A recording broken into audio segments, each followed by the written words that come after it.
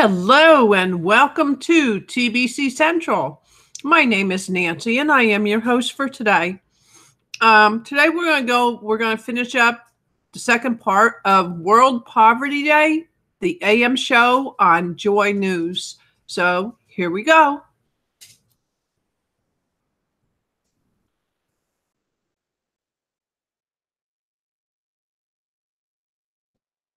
Communities. I grew up here, so I know, and I live not far from here. But how long have you been here, and what have been some of your experiences? I mean, whether growing up and now you are an adult, what have you gone through? Okay, I was born and bred here. If I would say almost 34 years now, and there has been a whole lot of challenges ever since I started growing. Concerning our vicinity, this place has to the gutter problem. There is a whole around here. We don't have gutter whereby you see water flowing through it. Because of that, people just ease themselves all over. Even before you wake up, somebody will come and dump refuse and rubbish and so many things. Even at the back of your building, you can't even sleep. While the physics and everything are smelling, give you the chance to sleep and stuff. So let me ask you, when you were growing up, was that the situation? Yes. What was it like? Yes. It was the same. The same situation. Poor in sanitary conditions. Yeah. Don't you think it's because perhaps maybe the educational level is low, and so we don't know that we have to keep our environments clean? Because somebody who is well educated would know that even though I live in poverty, I don't have to do certain things. Yeah, I side with you, but the illiteracy rate here in Tulapo or Shaman, for me to at least deliberate on it, I would say that those who have been to school, they are few as compared to those of us who have been to school in Ashaman. Yeah. We have literates in Ashaman here, but they are just few. And right now, most of them are not living around. Most of us live. Yeah. We get out of the community when we grow up. But the illiteracy rate, no,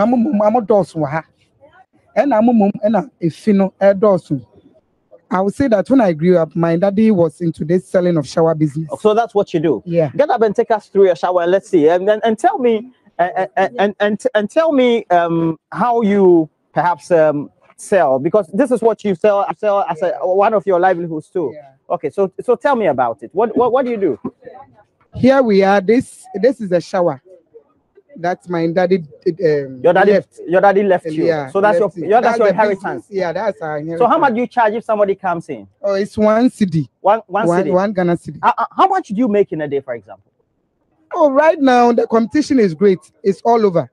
First, we're making plenty money out of it. At least a day and don't cry. It means to say 200 Ghana. 200 Ghana. 200 Ghana. First. But now how much is it? No competition into a day.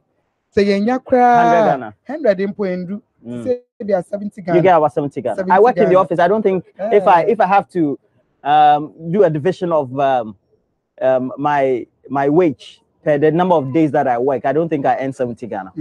But that brings me to the question. You see, you grow up here. Yeah. Education may be low, maybe semi-literacy, but the thing is that you earn a lot more than even maybe the average worker in the office. But a lot of us still live in poverty, or we live like we're poor, even though we earn. Is it not because perhaps maybe we're not well educated, so we don't know that we have to keep our surroundings clean? And then, or it's because generally we're just poor? We are just poor. Oton ade cry ento. Shower ne cry no. Obi better me or shana what sorry area with them. Obo ba be stand free. Oba na obi sana. Na wait to yaka. Oh, me nim say jiska. Now so it's not like that. Shower ya American asem no. Sometimes we wash it. We clean, we scrap. Sometimes kasha ne nyama cry. Obi cry yakwa high say. On be tuchima no. It's a problem. Until we do the cleaning ourselves. And in communities like Ashama, you find a lot of these, lot of community bathing centers. Yeah. Okay, it's normal. It does. Maybe. Right. Thank you, Mrs. Nati. Okay. All right, so we have to leave the household of Mrs. Nati. How many of you are in the household? We are about 21. You don't mean it? It's 20. A family house. So you're 21. We are 21. How many children? I have 5. Mm. Yeah, I have 5. You have 5 children, and all your children are going to school. It's 4 of them Going to school. Yeah, going to school. The last one is fresh. It's fresh. Okay. Mm. I wish you all the best. Thank you. All right. So we're just leaving the household of Mrs. Nate, and you get to find out a lot of these communities are all the same. So you're Mrs. Nate's sister. Yes. Just get up for me. And what do you do? So you also sell shower? Is that what you call it? I graduated building technology about 2 years now. Where? I'm still job hunting. I did Polytechnic. You're a Polytechnic graduate? Yes, please. I even traveled. I had a scholarship. I did exchange program. So I traveled to the United States for a year. So you've been to the US? Yes. You're back to Ashaiman? Yes. So tell me, what were your experiences in the US? And if you compare the US to Ghana, what's the vast difference? Oh my God. It's like 200%. I don't know how to describe it. In a sense, when I returned, I try to help my community. And you know the community, we're giving you names. Because when I went there, I saw certain things that I try to implement here by picking up. I normally sweep the road because nobody does it. My mother and I will sweep. And like you hear names like, hey, Zoom Lion Girl. You see, the support was very low. You see, the passion is there to do certain things, but when you went to America, what do you think that you could have brought to Ashaiman to improve perhaps maybe the mindset and the way we think as those who grew up and live in Ashaiman? It's funny, but I would have brought their mind, their brain. It's true. Things are very, very different. Even the laboratory I visited, even you can eat there. Like, in Abuchi. You can do like the place is different. Far different from this place. You understand? So helping us, I don't know, today the eradication of poverty. In 10 years' time, yes. What do you want to envision Ashaiman to be like? I want Ashaiman to more than an estate. Oh, it's true. You think it can happen? It can. Like Reggie Manuel. It can. It really can. Well, so that's it's a typical day, and you find that this is the way those in urban communities and live below the poverty line live. And so it's not only Ashaiman, Nima, Sukura, Fadama, a number of the communities there. And we would want to speak to you are Mr. Glover. Yeah. Okay. Just hold the mic for me. To feel free. It's a free day, so you always make sure the mic is closer to your lips. Just tell me, you also grew up here? Yeah. What were your experiences with schooling when you were growing up? Well, in the area, schooling was, in those days, the population wasn't that much. So we attended the government school. Which one? The government school. Okay. The Ashaiman government Which school. of the numbers? I attended number 4. We started number 3. Okay, you started number 3. Yeah. Okay. And then... So schooling those days, compared to these days there are challenges regarding the various private schools, and the prices are so the private schools, they demand so much, so it has made most children in the area, schooling becomes a problem with the current state. And yeah. I see that a lot of the young people currently don't tend to upgrade themselves beyond maybe junior high school and senior high school. Why? Yeah. Okay. You see, even getting to the school, the government school is also another problem. Getting there is a problem. Most parents don't like the government school because they say they don't teach.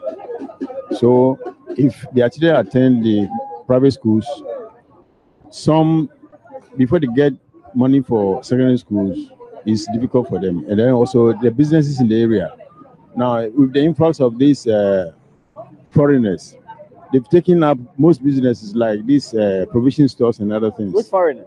These Nigerians and then Malians. They've taken everything. The parents who, actually do those businesses, because they don't have money, these foreigners have taken over everything. Now, some who are trying to compete with them because of money issues, they can't even buy their goods to sell. We popularly call them abochis.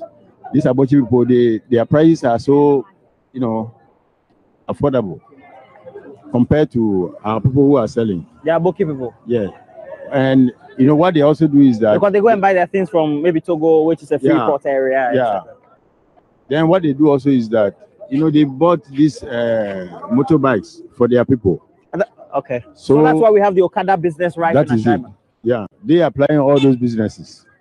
Now they contribute to one person. He opens that store. They contribute. He buys everything. So the money flows randomly. You see, the money flows. So if the government can help those in the area. Are you married? I'm married. Yeah. Do your parents go to? Do your children go to school? Yeah, they are at school. In a private school? Yeah, they were in the private school, but this time I've moved them to the government school now. Which one? The number 2. Number 2. Yeah. You think they teach well?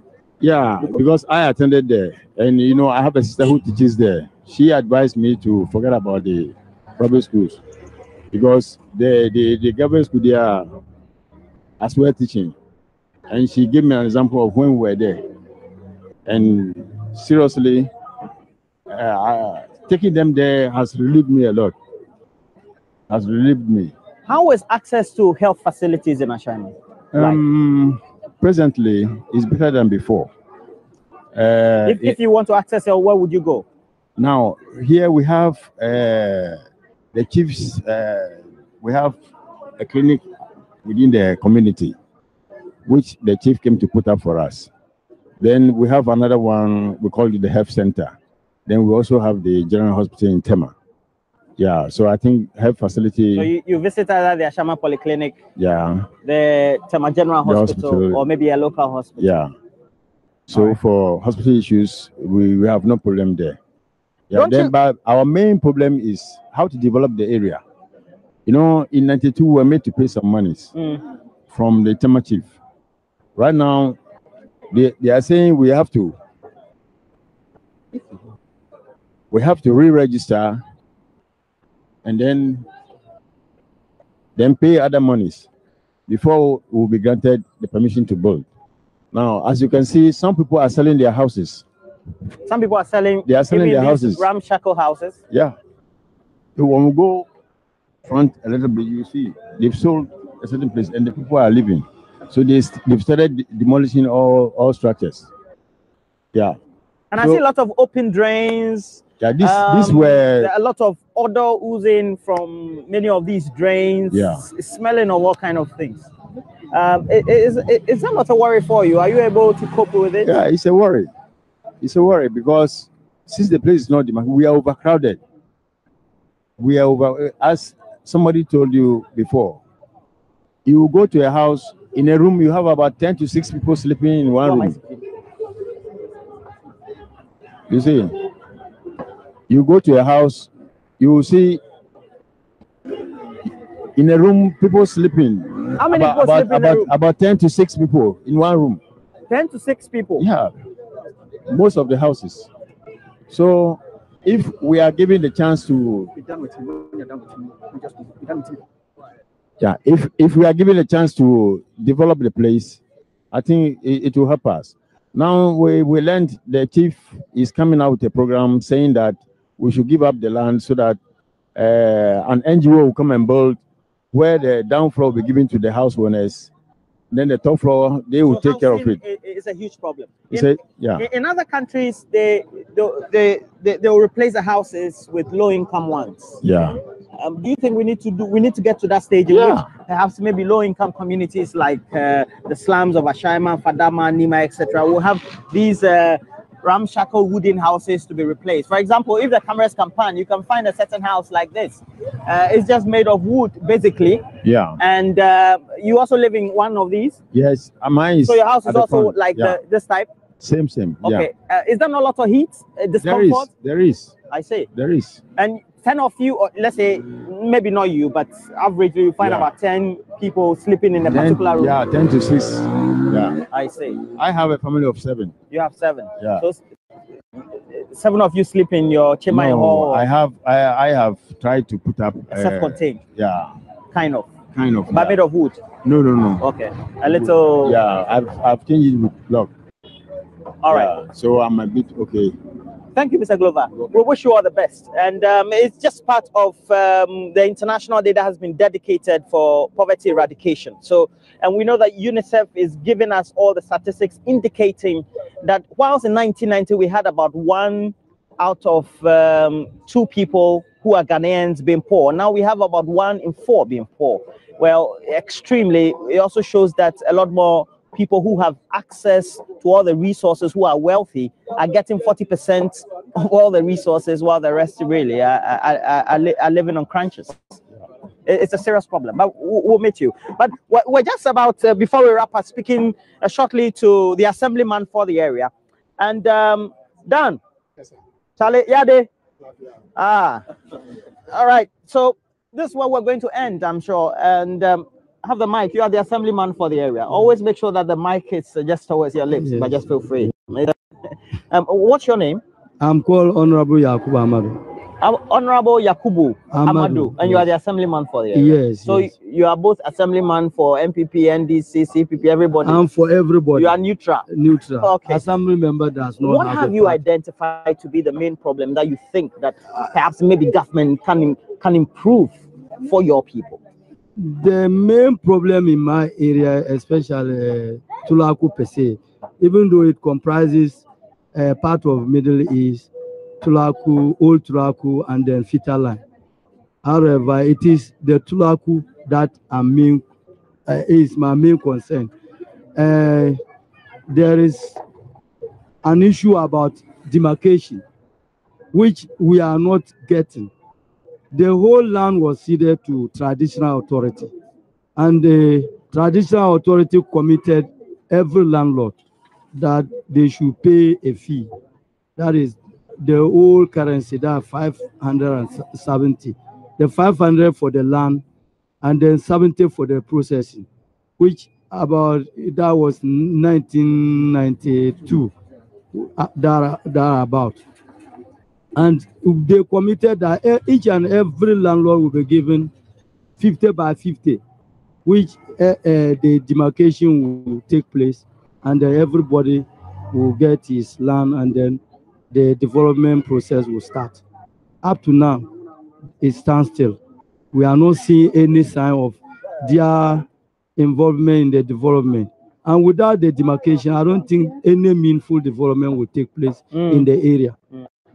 But that's your main problem. But why should you be worried about land? I can see that your gutters are open. Yes. Your people sell food outside. There are a lot of flies around. That's a health problem, a health hazard.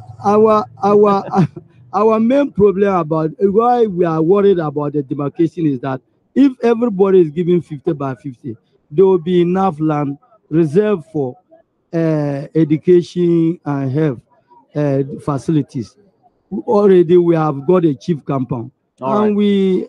So where's the chief's compound located? Just a few meters away from here. From at the Kakito road. All right. The road and you go and access health there. Do you have a nurse there or a nurse there is a nurse, and then this medical assistant attached. Right. There is a midwife. All right. Well, our time is up, so we have to wrap up the show. But so in the nutshell, it is the demarcation that is the main bane of the people. They need demarcation so that other facilities can be done to the area. Without demarcation, I don't think anything. It's a normal thing in many of our communities. That is it. Okay. It is because of this no demarcation. That's why we are having this challenge. Yes. All right. So thank you. Do I call you honorable? You should call me honorable, okay, because honorable. I was voted for. Okay. And the people gave me their mandate. All right. And I should be called honorable. Honorable Yakubu Amadu. Yakubu Amadu. Yes. And so women, and you can have people selling. What do you sell? Rice. So how much is there? Can you give me some to eat before we close the show? How much would it be? Please give me some. Let me taste before. So let me have a taste of Ashaiman rice. I'm waiting. Yes. So give me, let's say some rice. No. I'll eat it. You have a plate? Yeah. Give me a plate. let's take it's the life in many of our communities. So give me, let's say, maybe one city. How do you do it? One city, 15. Okay, yeah. One city, 50 pesos. You said 15. Okay, so give me 15 and give me a little stew. Let me taste it. And that's how we end the show. I'm sure that we have to go back to Gifty. And I'm sure Gifty is wondering, Roland did it, but don't worry. I grew up in a community. Yeah, meat. You have meat. I'm a meat man, so give me meat. You have spoon. In Accra, we'll be worried whether the spoon has been cleaned or not. But when we come to Ashaiman, Nima, and the rest, we have to eat it. Please look for it. Look for that. Okay. It's even a disposable. Very good. So, all right. Oh, why? So we're having a taste of Ashaiman rice. Please bring some. Please bring some back to the studio. To eradication. Yes, please. We will. Gift it. Doesn't taste bad at all. It shouldn't taste bad. I hear that the tastiest fruits are sold by the gutter. Yeah, so I used to buy the best watch around Nima, the Nima gutter. So, Roland, okay. Right. Thank you, my dear. All right. So over to you, Gifty. Not bad. Interesting. They are summarized today, Gifty. I'm sure. Please don't forget to pay her. Even though we've given her free publicity, I'm sure she'll be getting a host of customers from now on. Roland Walker there with the lady, and of course with some opinion leaders in Ashaiman. And let me just tell you something interesting that I find in the conversation, rather long conversation that he has had, which sort of truncated our conversation here in the studio. They're looking at a modernized market because there are a lot of activities that happen in the Ashaiman market. So they're looking at a modernized market, and they're asking actually for what they have in Cape Coast, the Kotokroba market, for example. Employment for the youth, that's something that will help keep them, focused, for example. So they speak about the One District, One Factory initiative and saying that Ashaiman needs one. That's something that I can very much agree. And I'm sure the Honorable Member of Parliament here will agree as well. Water is an issue. Sanitation is an issue. But it's interesting, though, Honorable, that these gentlemen in Ashaiman, the ones that Roland speaks to, they have all of these issues. They see that it's a problem, but they are interested in owning a land rather than dealing with that. Is the raw problem of poverty really a psychological thing? Like, is it part of our psyche that we want, but we don't really take, we're not cognizant of the dirt and the filth around us, but we just want to own the place? Is it more of, Yeah, well, I would imagine that it's a matter of lack of understanding and education. Right. Because clearly, if the people are made aware of the fact that their surroundings, filthy surroundings, impact on their health, then they will also be concerned about ensuring that they keep those environments very clean. Of course, there will be the expectation that the necessary elements that should propel development in their area should come from government or the state institutions and all. But also the realization that it is they who have to, as it were, keep surroundings clean and etc. in order to be able to maintain the facilities that are given them.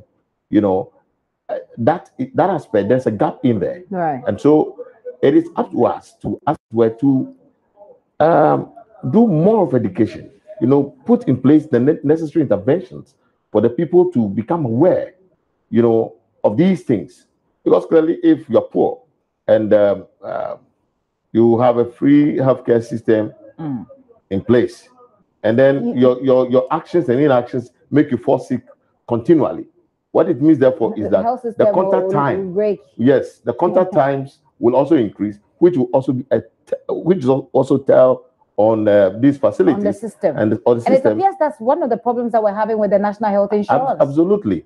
So there are challenges, and so education is not just about what one leg of it is probably giving people free education where they go to school without paying school fees. So you commend the NPP, for example, for the free SHS? I would commend all governments because from 1993 till now, or 1991 till now, poverty has been reduced drastically because it according to Statistical Services report, in 1991, the poverty level was 51%, and it was brought down to 24.5%. But then the interesting aspect is that once we're bringing down poverty, the gap, the inequality gap also increased. Right. From 1 to 2 to 1 to 4, meaning that those who, the richer, were becoming richer. Right. And then the poorer, you know, those within the extreme poorest bracket were getting poorer. They're getting poorer. You know, and so when we even talked about middle income status, of course, yes, you can say that we have achieved the middle income status even before the 25 years that was set from Vision 2020. But in which direction did we experience growth? It was not within the extreme poverty bracket, but then rather the those growth. Who are rich. Yeah. So those who are rich have all the necessary surroundings, environment, and enabling environment to make them get richer, to keep getting richer. Absolutely. But for those who are poor, for example, Tulaku, where we are focusing on with this coverage, have been poor. Their surroundings are poor. It's a cycle of poverty because they have children who then come to fall within this poverty. They don't go to school. At the end of the day, they come back to the community and put up, say, table talk businesses like the woman who is selling the rice. But let me just quickly announce, though, that we're having an extended version of the show today. We're going into about 9:30, where we'll wrap up. And this is, of course, a special initiative between JoyNews and UNICEF to bring you some more analysis when it comes to poverty reduction. So, sir, since you're here, and since you are a member of the Employment and Social Welfare Committee, I'm expecting, as a Ghanaian, that there are a number of practical steps that your committee, for example, has on your list to help us out of this situation. Thank you. You see, the Committee of Parliament necessarily is not a policy generation committee, etc. The committee is there to, as it were, help government shape its policies when these things are brought to Parliament. So are there any that we are shaping? Oh, yes, we, of course. When policies are brought to us, we work on it. For instance, the Employment Committee recently was tasked by the Speaker to work on the 3 development authority bills that were brought by government, you know, or the executive to Parliament. Okay. And we have looked at it. We cannot change the policy. We can only look at the bill and look at it clause by clause. Where there are necessary corrections or amendments, we propose those. Again, also, where we think that some intents are not feasible, we bring those to the fore. You know, before. As it stands now, yeah. Are there more feasible proposals in there rather than what? No, I mean the policies that are being brought to Parliament are laudable. Government wants to establish development authorities in the northern zone, middle zone, and then the coastal zone or the southern zone. Are those good ways of producing poverty? The policies are good. Honestly, the policies are good. I just spoke to one of your colleagues who said he doesn't think so. He said that, for example, the northern, I've forgotten the name, but that is going to replace SADA. If in his thoughts, he thought that was not a good initiative. Yeah, again, these bills that, when enacted into law, become operational, they have similarities to SADA, the SADA Act. You know, so it's not necessarily about the policy, the act, or the laws that we put in place, but it is the implementation. Okay. You know, Ghana, what I've observed is that over the period, yes, successive governments have actually attempted to deal with the poverty situation, and that is what they are supposed to be doing anyway, and the reason for which the people of Ghana elect them. And so policies like the free basic education is great. Free healthcare is fantastic. Progressively free SHS policy is good. We don't have a progressively free SHS. We have a free SHS. No, we had a we had a progressive. Oh, you mean the yes, so many other programs that the various governments put in place. Okay. You know, free maternal health care, excellent, fantastic. You can talk about free sandals for basic schools, free school uniforms, free exercise books. You know, all these things so those are pro-poor policies, which you think are good. They are good. But there's a major problem with the implementation. It's always the implementation. You know, those that you put in charge, do they understand their mandate? Are they really concerned about working to eradicate poverty, for which these programs are being churned out? If you were to be president, what would you have done differently from how we are doing it at the moment? Because obviously what we are doing is not helping. So let me just, let's try this experiment and see how different you would have tackled it. If I were president, I wouldn't want to even begin discussing issues in relation to if I were president. No, this is an example. Ghanaians do misinterpret and then they'll say, but I would have expected of. And then they'll say Richard Kashiga launches his presidential bid. Wait, of course, you know it. There's a lot no, that won't happen. Don't worry. Mischievous bad news in our system, you know. That would happen. But you see, it's just hypothetical. Yes, largely, I think that it is the commitment of those that we put in charge of affairs, you know. And there's too much greed and there's too much selfishness. You know, oftentimes we do things superficially, you know, and that is one of our bane. We have support from the international community, but then the way that we fashion other policies, you know, we are unable to implement them in the same manner. So you think the problem is how the policies were? It is the how. I see. It is the how. And then again, also, the element of greed, which leads to corruption. All these things go, as it were, to negate and erode the fine policies that we normally have. So there are fine policies, but there are some corrupt people there. Yeah, of course. And I think corruption is endemic in our society, from the top to the down.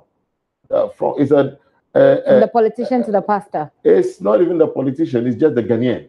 It's a Ghanaian attitude, the wrong Ghanaian attitude that ought to be rooted out, and that is why we are not making the necessary impact, you know, in fighting or reducing poverty the way it ought to. And when people are put in charge, instead of ensuring that potable water gets to a certain community, you know, they are looking at water in their houses. They are looking at how they can make some few coins on that money earmarked for such projects. They are looking at how they can divert that project, you know, to an area that will benefit probably their kinsmen and etc. These are the challenges that we have as a people, and I would imagine that until we deal with that evil, we'll still be struggling with the issues. We will only be paying lip service, and I think Ghanaians are too much talkers. We talk too much. We do little. We act in a very small way. That resonates with the thoughts of the finance minister when he went to Parliament to present the budget.